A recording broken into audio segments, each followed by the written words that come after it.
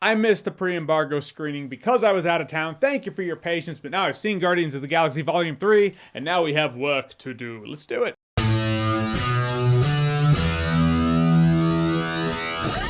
So Guardians of the Galaxy Volume 3 is the third Guardians of the Galaxy film. James Gunn's back to bring us this before he exits and becomes solely the DC guy. For this third adventure, the Guardians are back because one of their own, he's in trouble. So they go do a thing to save his life, which leads him to another thing, which really, we're kind of on a space rabbit hole here. And we have a few characters to talk about here. First of all, Gamora. I want to talk about Gamora because Gamora isn't really Gamora as we've known her. This is a new Gamora from the past who came to, Endgame. Right. Now, I was pleased with what they did with Gamora in here because you know how shows, movies, stories have the will they, won't they dynamic, and then they do, and now that intrigue is lost, and they know it. So I thought their plan was, all right, kill off Gamora, bring in a new Gamora from the past, and now we're back to will they, won't they, and that would have felt like they were taking steps back, and they did not do that. I like that. I mean, Quill's trying to deal with it, but this she's a different Gamora.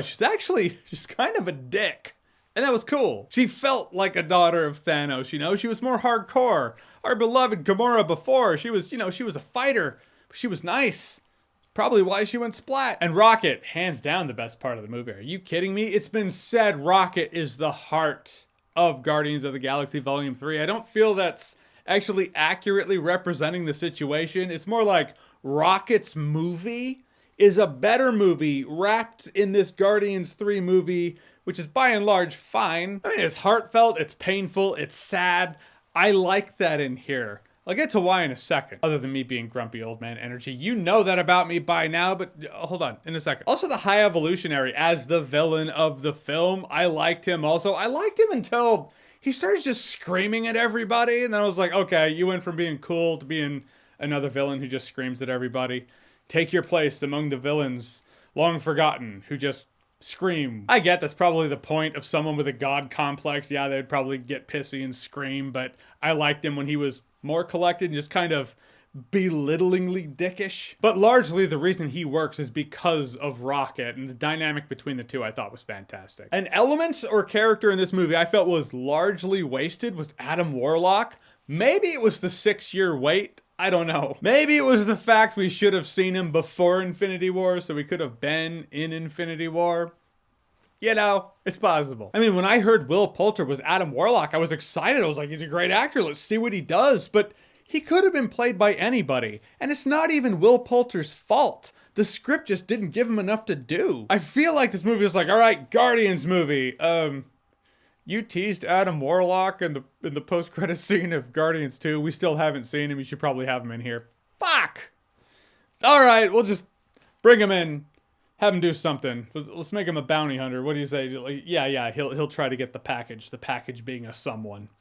Fine. And that's largely what he does. He pounces onto the scene because he's here to get somebody. He's here to kidnap someone, and that's that. That's his quest. Which I kind of would have been fine with if he had that higher way of speaking, so at least when he's in a room talking, people can be like, whoa, it's like you're the guy. It's like you were created to be more. Oh, you just did an Alan Watts monologue. That's at least okay. But that wasn't the case. He kind of felt like if Superman and his powers went splat with Pinocchio, where it's like, you're kind of a really powerful, naive idiot who's not quite a real boy. He never even says anything like, I am less than human and far more than man. Like, nothing like that. However, Guardians 3 is a packed film, so I kind of get it, where it's like, oh, we also have to include Adam Warlock in a movie with Rocket's backstory. You have the Guardians all working together, and then the band splits up because there are a lot of them. Then you have the sub-Guardians, the ones hanging out on nowhere. You have a lot of irons in this fire, and you have to include Adam Warlock. That's tough. Probably why you should have done an Adam Warlock standalone film, maybe?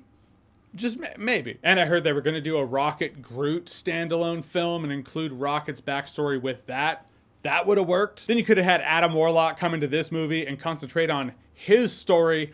And the High Evolutionary, you have the High Evolutionary, and then you have Adam Warlock, who's like the pinnacle of humanity. And it's like they kind of address that, and they're like, no, we're going separate ways. Addressing it isn't hammering it home. There's two different things. They could have hammered it home. They did not. Just keep Adam Warlock being the bounty hunter type. He has a couple funny moments.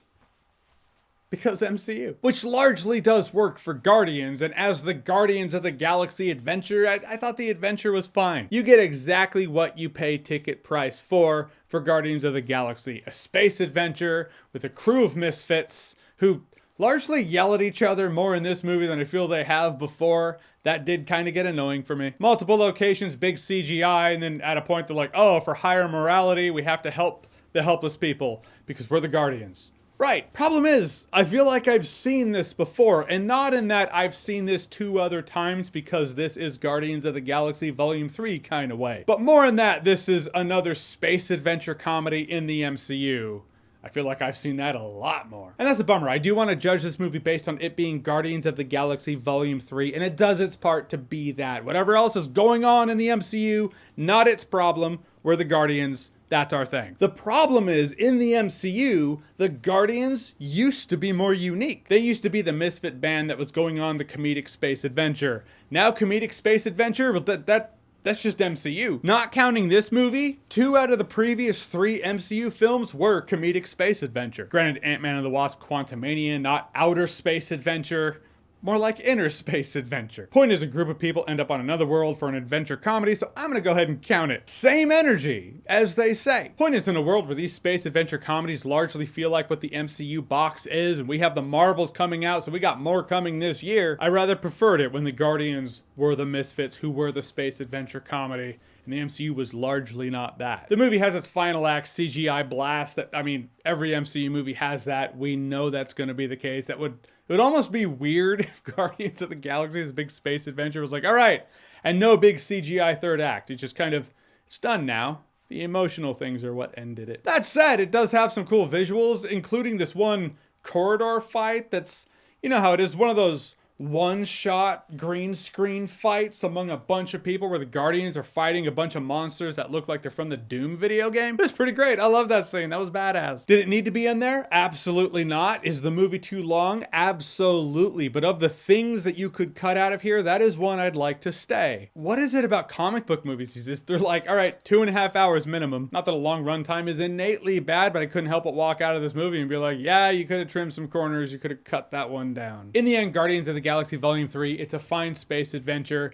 It's a nice end to the Guardians movies that I heard it's the last Guardians movie. But ironically, and even sadly, Guardians 3 feels more like a familiar MCU formula film rather than the unique vision that started Guardians of the Galaxy in the first place. Get some beers, get some friends, probably be a good time. If you're drunk, yeah, now it's a party. But what I liked most about it wasn't the fun Guardians of the Galaxy adventure, it was actually the Rocket Raccoon tragedy. Real question, is this the first MCU film to drop the F-bomb? Because there is an F-bomb in here.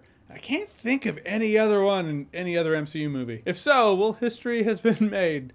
In a way. All right, so Guardians of the Galaxy Volume 3. Have you seen it? What did you think about it? Whatever you thought, comment below. Let me know. And as always, if you like what you've seen here and you want to see more, click right here to see more.